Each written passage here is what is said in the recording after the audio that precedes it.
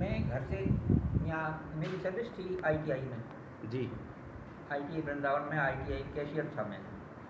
तो माह सितंबर की बात है, जी तारीख तो मुझे मालूम नहीं।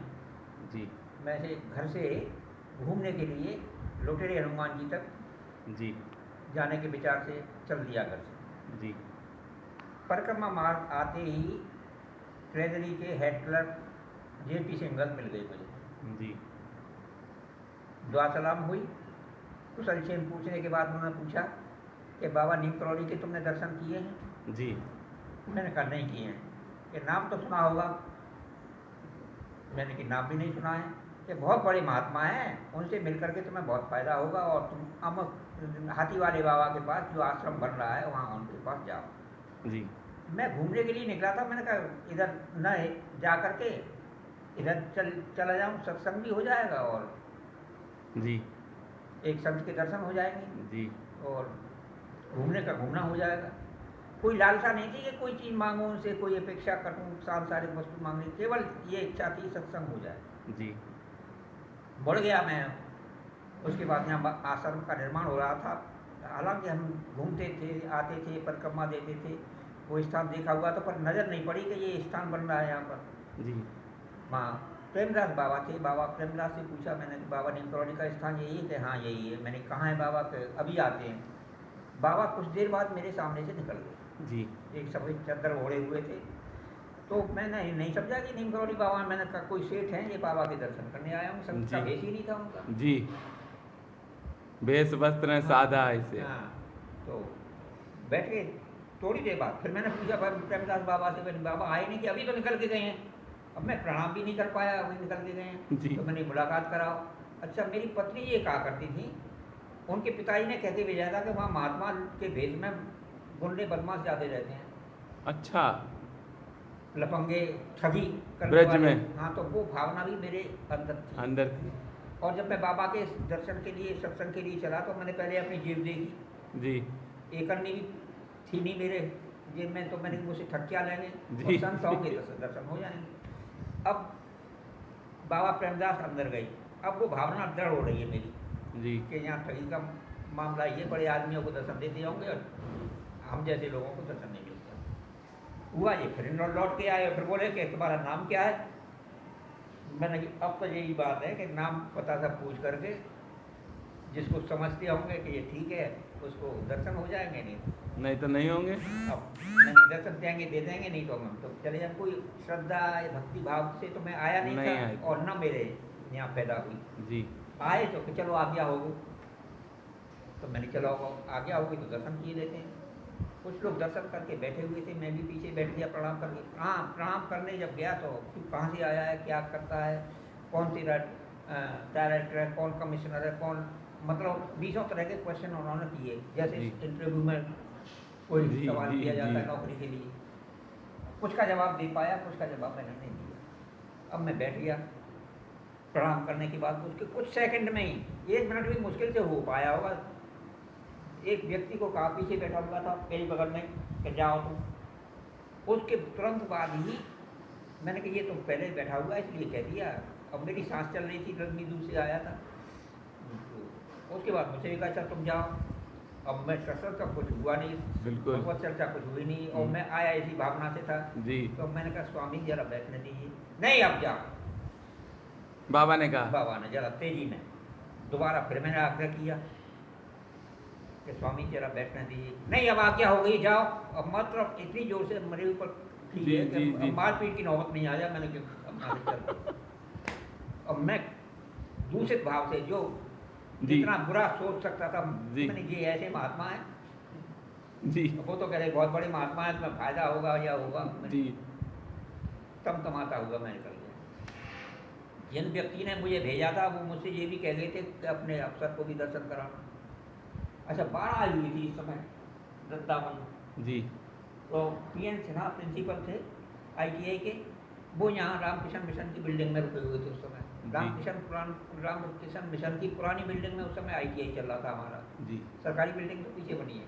जी तो मैं उनके पास गया और मैंने कहा कि मैं बाबा नीम करौली के दर्शन करके आ रहा हूँ, और आपके लिए वो कह रहे हैं कि आपको दर्शन करना। तो वो उछल पड़े एकदम कि तुम दर्शन कर आए, मैं 2 साल से चक्कर लगा रहा हूँ। पर मैंने उनकी भावना का खंडन नहीं किया। मैंने कहा जब ये मिलेंगे तब मालूम पड़ेगी कैसे 2 मालूम। साल से चक्कर लगाने दर्शन ही और नहीं हुए। दर्शन नहीं हुए मुझे। मैंने कहा जब ये मिलेंगे तब इन्हें मालूम पड़ेगी कैसे महात्मा हैं। जी यानी अब तक जी जी मेरा स्वास्थ्य ठीक नहीं है।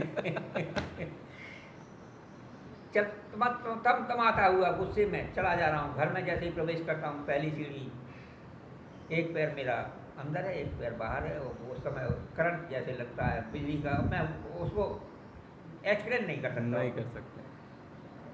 और मेरे मुंह से जबरन जी कोई देव शक्ति बोल रही है कि कोई बोल रहा, मैं रोकने की कोशिश की कि ये महापुरुष है, कोई साधारण पुरुष नहीं। ओहो, वो मेरी वाणी से मुंह मेरा है लेकिन बोलने वाला कोई और है। कोई और था, बिल्कुल। और इसी संदर्भ में बता रहा हूँ, मैं मेरे शिक्षा गुरु डॉक्टर चंदनलाल पाराशर थे जी संस्कृत के विद्वान थे। जी तो हाई स्कूल पास करने के बाद उन्होंने ये कह दिया था कि तुम्हें महापुरुष मिलेंगे। पहले ही बता दिया। पहले बता दिया था, ज्योतिषी थे। तो मैं महापुरुष की खोज में था यहाँ वृंदावन में। अब ये खोज मेरी पूरी हो गई रिसर्च से। बिल्कुल मुझे बड़ी खुशी हुई। और महाराज जी का जो स्वरूप यहाँ देख करके गया था, वो स्वरूप मैं अंदर जैसे आपको देख रहा हूँ, जी जी। इस तरह से मैं देख रहा हूँ। ओहो, अब ये कृपा ऐसी किसी बिल्ले के पास ऊपर भली हुई, मैंने मुझे तो कोई मिला नहीं है। नहीं। अब तो मैं साहब ये घटना पौड़ी में उस एक देहरी नाप करके दूसरी देहरी में जैसे पहुँचते हैं जी वहाँ तक ये सब घटित हो गया। अब तो सब मुझे तो भगवान मिल गए जी। अब ये शंकर हुआ का ये इनकी तो स्तुति होनी चाहिए। ध्रुव भक्त मेरे मतलब जो थे, ऐसी भावना थी जैसे ध्रुव को भगवान मिले, उनकी स्तुति की भगवान की, तो मैं भी इनकी स्तुति करूं। जी। और संस्कृत को जानता नहीं, मैंने जैसे हनुमान चालीसा है महाराज जी का। जी। अब मुझे रात को नींद नहीं आई है खुशी में साहब। ओहो, तो जाने क्या मिल गया मुझे। तब करोड़ों रुपए की संपत्ति की कल्पना नहीं की जा सकती, तो मुझे क्या मिल गया। जी बिल्कुल बिल्कुल। अब मैं सोच रहा हूँ कि स्तुति करूँ। 2 रात गई हैं, तीसरी रात को तो मैंने स्तुति लिखना शुरू कर दिया है बिना चालीसा। बिना चालीसा। अब रात को जगा रहता हूँ। ये एक दिन की बात नहीं है जी। ये रात को मैं खुशी में, मुझे नींद नहीं आती। ओहो, कितनी रात? और महीना हो गया था। ओहो, महीना और नींद नहीं आई है मुझे। स्तुति लिख करके फिर मैंने वो बाई पोस्ट महाराज जी को भेजा है यहाँ वृंदावन में। वृंदावन में जी। वृंदावन में भेज दिया। रेस्पॉन्स कुछ नहीं। मैं आ रहा हूँ, देख रहा हूँ, पूछ रहा हूँ, कोई मेरी चिट्ठी का जवाब, कोई चर्चा हो तो कोई चर्चा नहीं। मैंने कि मेरी तो बेकार हो गई स्तुति। हुआ ये कि चलता रहा था। अब महाराज जी वहाँ की प्रशंसा किया करते थे, कैंची नैनीताल की, जी कि वहाँ के लोग बहुत अच्छे हैं, जी वहाँ का वातावरण बहुत अच्छा है। जी। जब जाते थे जब भी करते थे। एक दिन 69 की बात है ये। जी जाते समय जाड़ों में हम चले जाते थे, तो कड़ाई के साथ मुझे आदेश दिया कि अब कि तुझे कैंची आना है। कैंची आना है। जी। अब आदेश का तो पालन करना है। वाइफ से कहा मैंने कि तो मैं चलना है नैनीताल। कि नहीं, मैं बाबा जी भुट्टों के चक्कर में नहीं पड़ती मैं। और सब पार्क दर्शन कर गए थे, तो मैं ऐसे आना, काठगोदाम पर उतरना और वहाँ से बस मिलेगी, वहाँ से फिर बाबा नीम करोड़ी का आश्रम पूछ लेना। मैं उसी हिसाब से पहुँच गया। स्टेशन मास्टर से मिला मैं वहाँ, तो उसने कही चिंता मत ही करो तुम, नहीं बस मिलेगी तो सब व्यवस्था हो जाएगी। मैं भयभीत प्रदेश में जाकर के अकेले आदमी हो, कहाँ कैसे क्या हो जी। पर बस आ गई काठगोदाम से, कैंची धाम के मुझे पहुँचा दिया। अब जी। वहाँ पहुँच कर के बाबा जी तो थे नहीं, भोजन प्रसाद दिया एक महात्मा ने मुझे, बहुत सुंदर भोजन, पूरी साग हर समय बनता रहता था महाराज जी के आश्रम में। जी। हलवा पूरी साग अब बन रहा है। और मुझे बाहर ठहरा दिया गया। मैंने कि बाबा जी के अलावा मुझे कोई जानता नहीं है, इसलिए मुझे बाहर ठहरा दिया गया है, ये मैंने सोचा। जी। घंटे 2 घंटे बाद बाबा जी आ गए अच्छा, आश्रम में ही? आश्रम में। अरे इसको किसने बाहर ठहरा दिया है, और सबसे बढ़िया कमरा जिसमें इंद्र बाबू रुकते हैं, ओहो, वहाँ मुझे बहुत पूरा कमरा था। अब तो उसके पार्टीशन हो गए हैं। जी जी जी उसमें मुझे चलो वहाँ रुको। जी। अब वहाँ रुका हुआ हूँ साहब मैं। अब सुबह ही के बाद खटखटाए चाय वाला, मैं सो के भी नहीं उठा था। अरे जी। मैंने यहाँ तो बड़ी अच्छी व्यवस्था है भाई। कुल्लर में चाय बढ़ती थी, कमरों में चाय पहुँचती थी, कैंची आश्रम में। कैंची में। जी। चाय पी, उसके बाद घूमने फिरने लगे वहाँ। जी। तो एक व्यक्ति उसको बिना चालीसा को गा रहा था, उसी बिना चालीसा को? उसी बिना चालीसा को गा रहा था। मैंने किसी को प्रकट नहीं किया है, और ये चक्कर क्या है, यहाँ कहाँ से आ गया? जी। वृंदावन में हवा नहीं लगी है और यहाँ कैंची में कैसे आ गया? जी।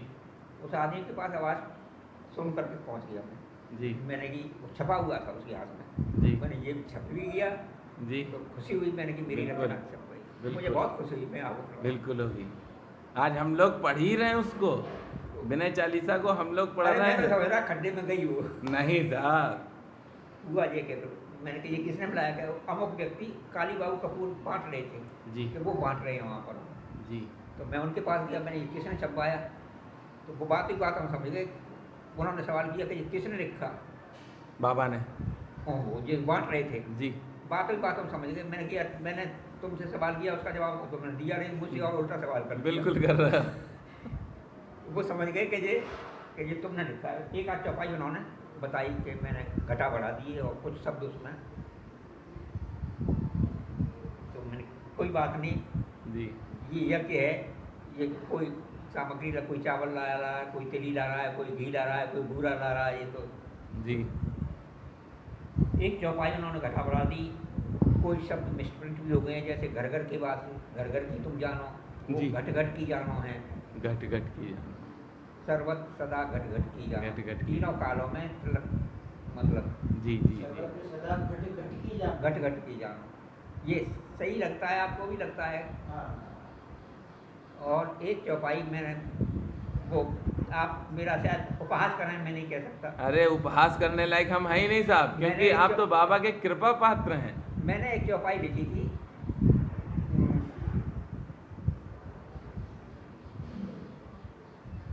भाव ये था कि दिव्य दृष्टि मेरे और भरऊ, सदाचार मैं की ओर करो। यानी दुराचार मेरे अंदर जो दुर्गुण है उनको तो दूर कर दो, सदाचार आ जाए जी। और दिव्य दृष्टि प्राप्त हो जाए। और जी। ये महाराज जी दे सकते हैं। बिल्कुल। बिल्कुल महाराज जी कर सकते हैं। ये चौपाई उन्होंने घटा दी। और जब लिखने के, हाँ, ये लिखने के बाद मेरा भी संकल्प ये हुआ था कि ये मैंने लिख दिया, ये हटनी चाहिए चौपाई। अच्छा। और वो अपने आप उन्होंने हटा दी। हटा दी बाबा ने।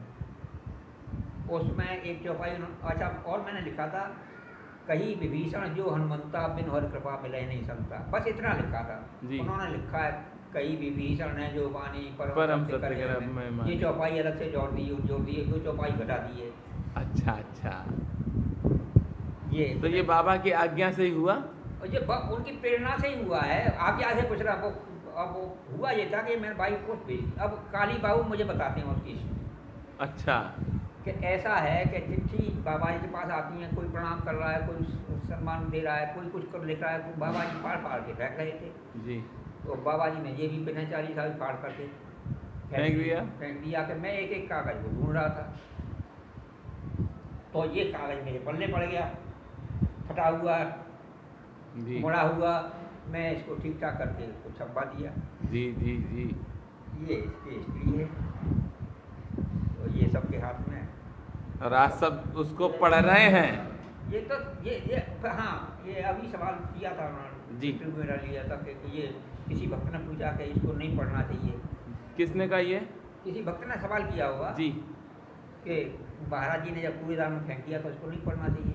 जी। तो उन्होंने जवाब दिया कि ये महाराज जी की प्रेरणा से ही तो लिखा गया, महाराज जी के उससे ये छपा और महाराज जी के उससे ये वितरण हुआ है। और ये महाराज जी ने छपवाया भी था।